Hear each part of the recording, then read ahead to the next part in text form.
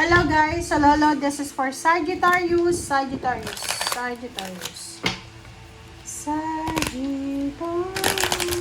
Okay.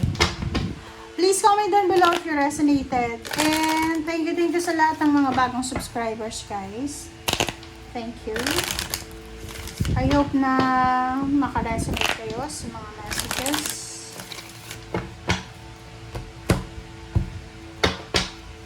Alright.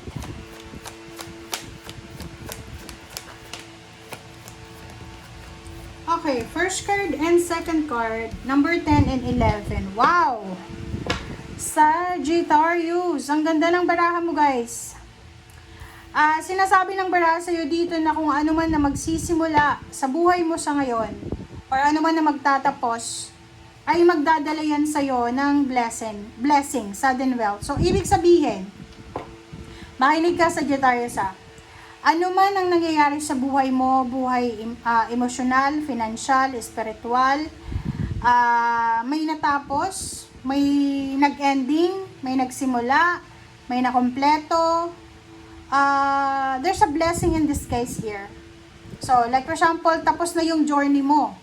Okay, ang pwedeng example dito is yung mga, pwedeng tapos ka na sa kontrata mo as an OFW. Okay, tapos ka na, so pauwi ka na ng Pilipinas. Hindi ibig sabihin na pauwi ka na, unemployed ka na. Kasi dito sinasabi na there's a blessing in disguise. There's a immediate sudden wealth waiting for you. Okay? It's a blessing in disguise, guys. So, okay, sorry.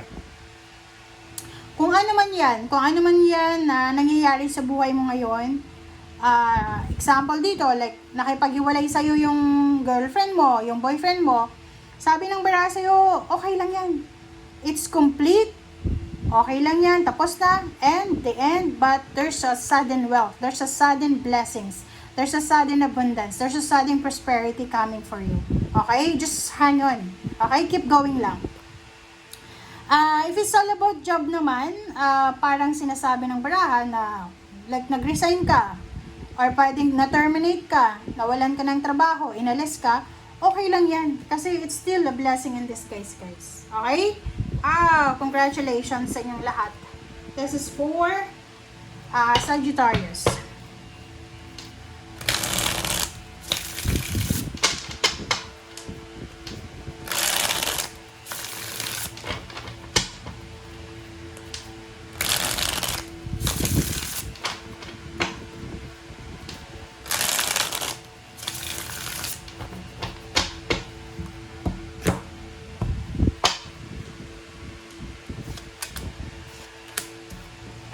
Alright, number 2, the High Priestess and the Hierophant, number 5. So, yun.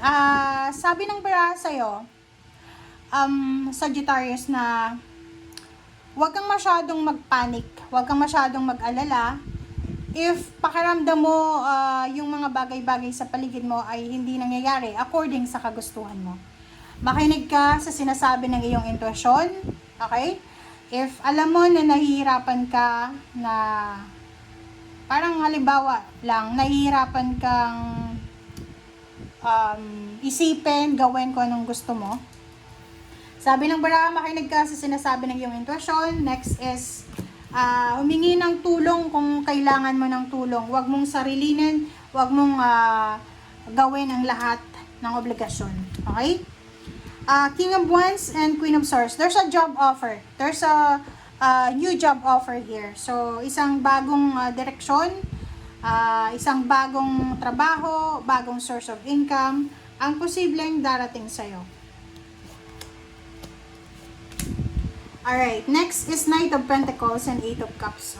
Sabi ng bara sa'yo, okay, may umalis, may darating.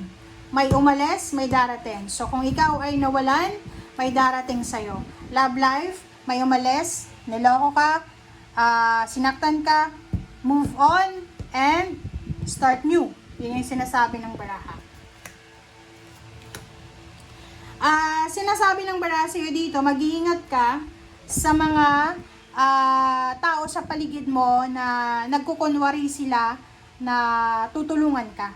Okay? Yun, kailangan mong mag-ingat kasi possible na samantalahin nila yung pangangailangan mo and then lokohin ka nila. Okay? So, eto siya. Kailangan mong mag-ingat. Sabi na, diba? Ang sabi ng baraha sa'yo dito, may manluloko. Niloko ka or niloloko ka ba? Kasi parang eto, pwedeng niloloko ka ng karelasyon mo, may third party yung karelasyon mo, pero nakikita ko sa'yo dito na makaka-recover ka din, na ito buwans eh. Like, sinasabi, halimbawa, kung single ka or in a relationship ka, tapos may nanliligaw sa inyo, huwag kayong masyadong maniniwala, kasi pwedeng may asawa din yan or may karelasyon yan. And dito naman, sinasabi ng baraha sa'yo, na ito Wands and Seven of Swords, sinasabi ng baraha sa'yo dito na kahit na lokohin ka pa nila or maraming tao yung manloko sa'yo, still makaka-recover ka pa rin. Kailangan mo lang maghintay ng healing. Okay? Gagaling at gagaling din yung puso mo at damdamin mo. Okay? Justice doon sa mga Sagittarius na niloko, in-scam, pinaglaruan, yung puso mo, yung tiwala mo, huwag kang mag-alala. There's a karma, bad karma para sa kanila. Kung sino man yung nangloko sa'yo, the universe ay bibigyan nila yon. Okay? Bibigyan sila ng universe ng equivalent ng sakit na naramdaman mo. Sabi ng baraha sa'yo dito, be open. So, hindi ibig sabihin na maraming mga tao na gumawa ng masama laban sa'yo is magiging masama ka na rin. No, kailangan mong ipagpatuloy yung pagiging mabuting tao mo.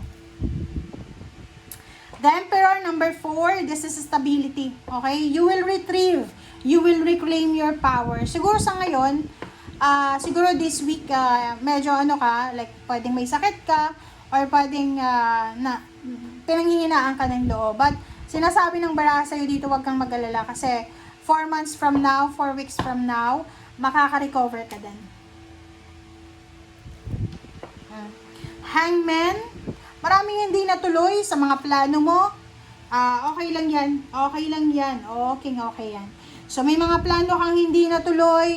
It's either collaboration, wedding, business partnership, or anything na hindi natuloy. Pero sabi ng baraha, okay lang yan. Diba? Ang importante daw is proteksyonan mo ang sarili mo laban sa mga taong mapagsamantala, manloloko. So, ibig sabihin yan, huwag mong ito-tolerate yung mga taong manloloko, manggagancho, scammer, or kung sino man yan na nasa paligid mo. And the last card natin dito is Nine of Cups. Nasa iyo pa rin ang huling halakhak. Nasa iyo ang kaligayahan, huling kaligayahan. And magiging kalmado yung takbo ng buhay mo. Yung mga away, gulo na yan, mga problema na yan, makaka-recover ka rin dyan. Okay? Thank you. Bye!